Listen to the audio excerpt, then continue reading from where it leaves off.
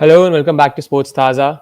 We are back again as Delhi has beaten Sunrise Hyderabad, and today I have with me Gurkirat. Gurkirat is a DC fan, and he's a happy DC fan that DC has climbed in the fifth spot. Welcome, Gurkirat.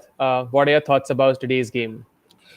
A good win which was needed, and the best part that I liked about today's game is not the result, but is the fact that Delhi did a lot of controllables right. I thought genuinely think that this was Pant's best game as a captain.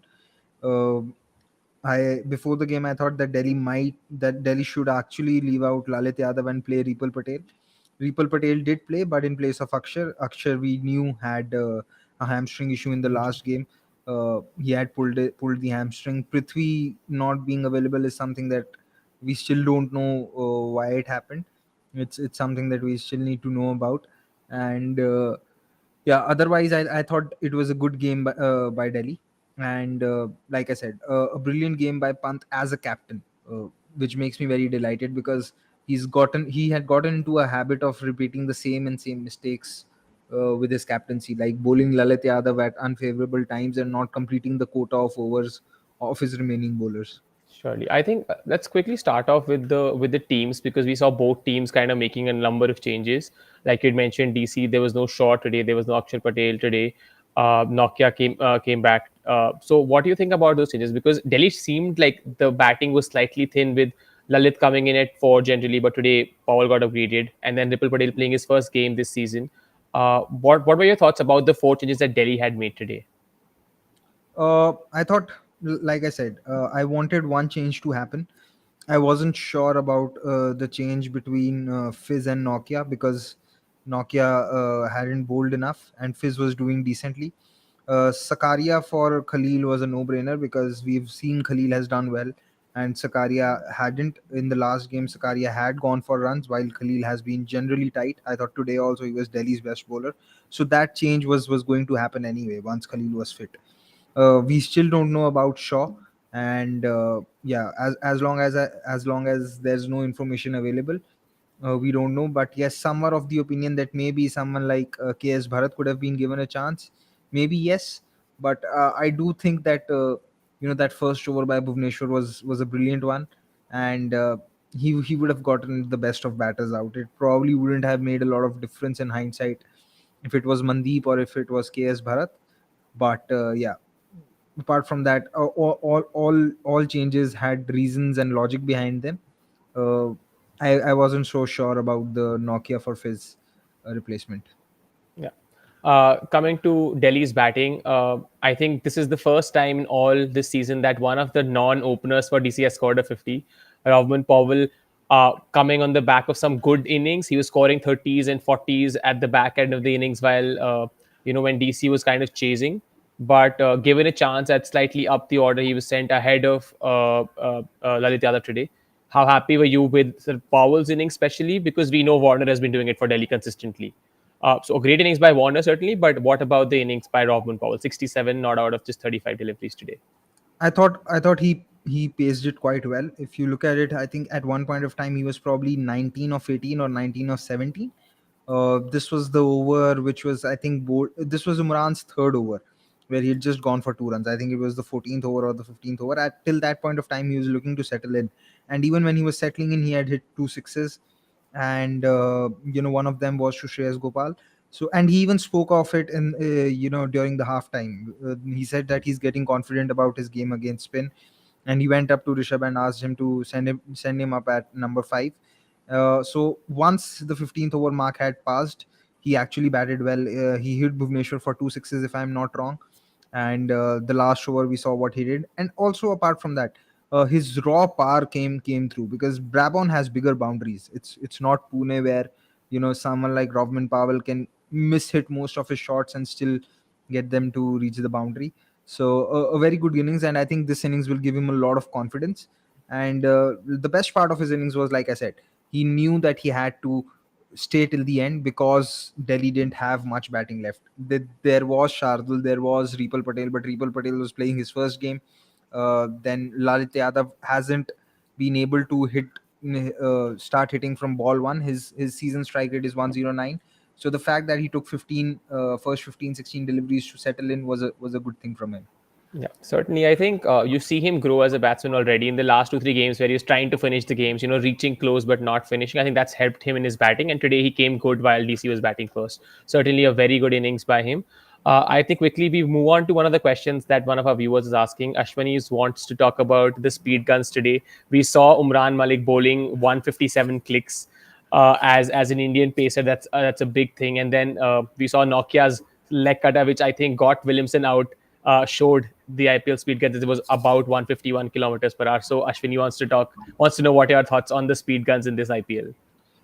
I think largely they've been okay.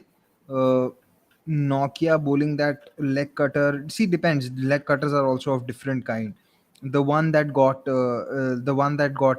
Marsh out Williamson. by Sean Abbott. That was also at 132, if I'm not wrong, or 133. Yeah, When Sean Abbott was bowling probably around 137, 138.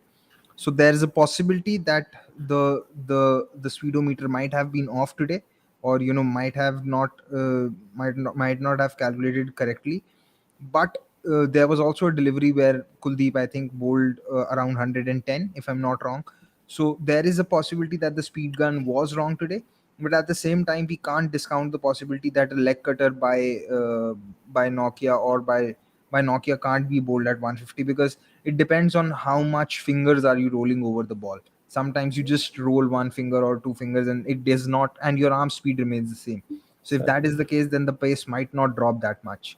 So I'm not sure, but that 157 ball by Umran was really Imran. quick, and for that you don't need to look at the speed gun. You have to look at what the positioning was of Rovman Powell. If you saw, Rovman Powell's front leg was going towards the leg side because he was looking to heave it away, and he Yeah, swung it in a different direction. The ball took the outer half of his bat and went towards the cover point, which showed that he was beaten for pace there. And it might have been that it's 157, because the first ball in the same over, when it was, I think, around 149, 150, he hit it for a straight six and timed it quite well. So the speedometer might have been off, or might have been incorrect today, but I'm quite certain that that ball by Umran was definitely quite quick, so it might have yeah. been 157. Yeah, certainly. I think as an Indian cricket fan, to see one of our own bowl that quickly, because we haven't really accustomed to Indian bowlers bowling at 150 clicks up and above. So I think it's something that we'd want to look forward to. And always that 160 mark is something that every cricketer has seen as that benchmark, that delivery. So looking forward to Umran trying to reach those speeds and controlling the delivery specifically. Ashwini also wants to talk about, and again, Gurpreet, this goes to you, that except for Bhuvi, the Sunrisers bowling today with those changes in, with no Natarajan in the squad and the changes that SRH did, seem to be at par, like below par probably. And then he's talking about how Umran's threat have kind of subsided. What are your thoughts on this, on Sunrisers bowling lineup today? See, Umran was never going to be an out and out threat. Okay, let's put it that way first, because I don't think anyone expected him to take 15 wickets so far, with which included a fifer and a four. So he's obviously overperformed, right? And from a if you retain an uncapped cricketer for 4 crores and he wins you 2 or 3 games, or gives you impact performances in those 2 or 3 games, I think for the season more or less his job is done, right? So Umran that way has done his job. See, you have to keep in mind that he's only 22. It was only last year that he played his first class game when India A went to South Africa A, Correct. and I think before 2017 or 2018 he hadn't even played any leather ball cricket. So his development is going to take time. But the thing about control is it's something that you can learn as you bowl more, but you can't teach or learn how to bowl with pace Pace. consistently, which Umran's been doing, right? So you have to take those days where Umran will go for runs, because the gift that he has is something that not many possess. And I want to make it clear to the viewers, from the outside, it might just only look a difference of between 140 and 150. It might just look a difference of 10 kilometers per hour, which when you convert it into meter per second, it comes, I did the calculation today, it comes out to around 2.7 meters per second, right? Now you might think that 2.7 meters per second shouldn't be that difficult, or isn't shouldn't be that big. But you have to understand that this 2.7 meter per second difference is happening over 22 yards, which is just 20 meters, right? So it is making uh, a difference of around 4 to 5 seconds, if not more. And batting is all about judging the length and line a second early than what you would usually do. We all remember how Kohli had said about Rohit Sharma that he has 1.5 second extra than other batters, right? So if you need that extra second to make that judgment about the line and length and then react to the delivery, so you have to imagine that how much of a difference will a speed of 2.7 meter per second will make between a 140 in facing a 140 and a 150 delivery bowler. So that is where it all makes all the difference. And I'm not much big on cricketing cliches, but pace is pace. Yeah, is one cricketing cliches that I think I live by and die by it, and I hope that it remains the same. I think the next question that I would want to talk about, especially on Kane Williamson's captaining in this game, because we've genuinely seen that Umran is not used in the power play overs. He's someone who's used in the middle overs, and when you're bowling to someone like Warner, who's used to that pace, it's not that Warner doesn't or is scared of that pace. He's playing in the Australian cricket system much quicker. He has bowlers who are bowling at those speeds, and we saw that happen once Warner got used to that one or two deliveries, and then he just dispatched Umran easily in that power play. So, what about Williamson kind of trying Umran Malik at the top, maybe trying to get those wickets once they had gotten a few at the top? So you have to look at the options that he had. Uh, Bhuvi had just bowled the third over, so his options were Sean Abbott. His options were Sean Abbott, Karthik Tyagi, or Umran, or Mhm. Shreyas Gopal. Now Shreyas Gopal was playing his first game of the season, so I don't think he would have thrown the ball to him. He would have sensed that Warner's now gotten his eye in, so probably won't give the ball to Sean Abbott, because Warner would have played Sean Abbott a lot more times than what he would have played Umran, right? Now the call is between Karthik Tyagi and Umran Malik. Now Karthik Tyagi is also playing his first game of the season, so you are trying to make the error on the pace front. Like 140 is definitely not going to make a difference to Warner. Now at that point of time, you also have to give the benefit of the doubt to someone like Kane Williamson, that Williamson wouldn't have known that that Karthik Tyagi will start off well, which he did, and Karthik Tyagi will also be able to push 150, because last season Karthik Tyagi was bowling in 140, 144, 145. So what Kane Williamson tried to do at that point of time is that if I'm going to feed him pace, then I'm going to feed him that pace which can beat him for time, right? Makes It's a sense. different thing that it didn't happen. Yeah, I don't think in an ideal situation Umran Malik would have bowled at Kane Williamson, say if Natarajan was there, would have bowled at Devin Warner if Natarajan was there. But because Natarajan wasn't there, neither there was Jansen, he had no other option. Certainly. So I think you agree with Williamson there. Probably tried his. He was trying to choose from what best options he had Yeah, today with that exactly. bowling lineup. None of those options were ideal. I'm sure, at the back of Kane Williamson's mind was the fact that both Marsh. See, you also have to keep in mind that Marsh has also played Sean Abbott a lot of Yes. times. It's another thing that Sean Abbott Shout out eventually every day. dismissed Marsh, but cricket doesn't work in hindsight, Yeah. especially captaincy doesn't. Surely. I think coming on quickly to the Sunrisers batting, is there inherently an issue with the openers? Because it's just not working for Sunrisers. Kane Williamson is trying to open the batting. He's not getting those runs. Do you see them changing that? Can Williamson come at three? Maybe Tripathi can be pushed up into that opening role. He's done that for KKR because it's just not working and they're repeating it again and again. Uh, I had a different suggestion. My suggestion was that if Sundar's available, then Sundar should be opening, because what Tripathi offers in the middle overs is something that is priceless, right? But if Sundar's not fit, then maybe you can look to do that, because I don't see Markram's position choosing changing now, because Changing. Markram not only provides range versus pace at in the middle order and at the death, he also provides power, and we saw today as well that what he can do. Even his game against spin has also improved, so I don't see that change happening. Uh, Kane Williamson, if he comes at number three, then what it does is then it at least allows him the gaps to take those singles. I think with both Kohli and Williamson, what is happening that uh, a restriction on their singles or a restriction on their strike rotation is also affecting them, because now they have to take those extra risks to get their Get the strike rate runs. back up, and that is resulting in a few wickets here and there. So I think, and do you think then Sunrisers should do that? Because in I think it's been 10 games and they have not changed that. I think Sunrisers, if they need to get those wins back again, they won they won a few games. I think 5 games they won was on the back of Abhishek Sharma doing well for them and Kane Williamson kind of supporting him. But I think if Sunrise need to win, that runs from Williamson's bat need to flow. I think that's important for Sunrisers.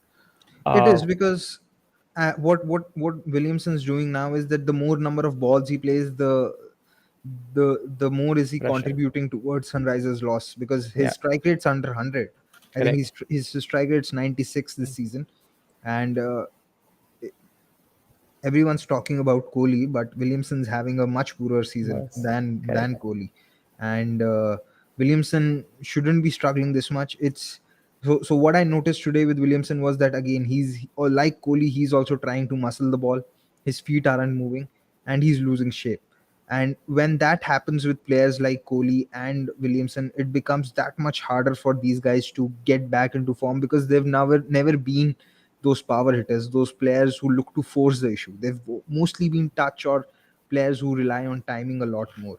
So maybe for Williamson, moving to number three would at least ensure that the team's not losing out on more Surely. on runs. Because if he moves to number three, he might have to play a lot more spin and not play a lot of pace, which again might affect him, getting those boundaries. But at least it will not harm the team. Surely. I think another question from Ashwini Gurkirat. It's about Warner's batting. I think what Ashwini wants to know is that has Warner made some changes in his backlift? Because when he first came, he used to tap the bat down, and it seems that it's some kind of batting change that he's done, and that's improved his technique. What are your thoughts about this? This is something which was there on Twitter, on a thread which even Warner acknowledged, but unfortunately I haven't been able to go through that part to correctly mention or honestly mention what I feel might be the reason. I'll be very honest, I've not been able to do such a deep down of his backlift to say with certain amount of certainty. But there's this Twitter user by the name of Hari Govind or Har Govind, uh, who goes by the handle Holy Cricket, if I'm not wrong, and Holy Cricket 153. If that, I think that's the handle. But even Warner acknowledged it, so you could go to Warner's profile and then see that thread. Yeah, I think And he's made Ashwini, a very good. He's you made a should very good. definitely look at this tweet probably, and you can probably get an answer to this. Thank you, Gurkirat, for answering this. Just one last question, Gurkirat, on I think the only shining armor in Sunrisers batting today and in the past few games has been Nicholas Pooran. He was bought for big money. He was questioned, but he has come good even though in losing causes. What are your thoughts about his batting?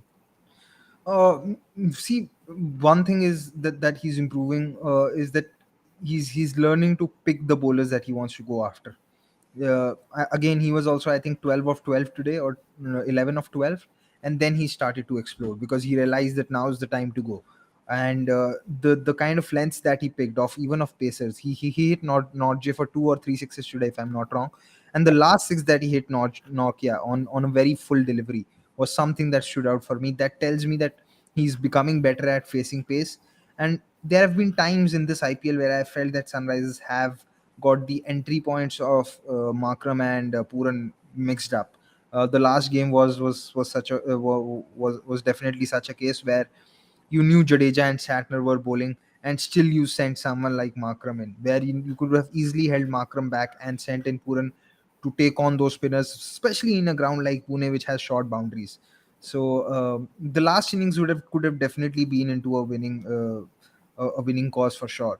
This is where I think Sunrisers Hyderabad have consistently missed the trick, wherein they have mixed up the entry points of Puran and Makram. They've been quite rigid with sending Makram at number four when they can actually send Puran at number four as well when spinners are in operation. This is not to say that Makram is not doing well against spin. He Sure. is, but Puran's definitely more explosive. If you give him that time, then he might even do better against pace.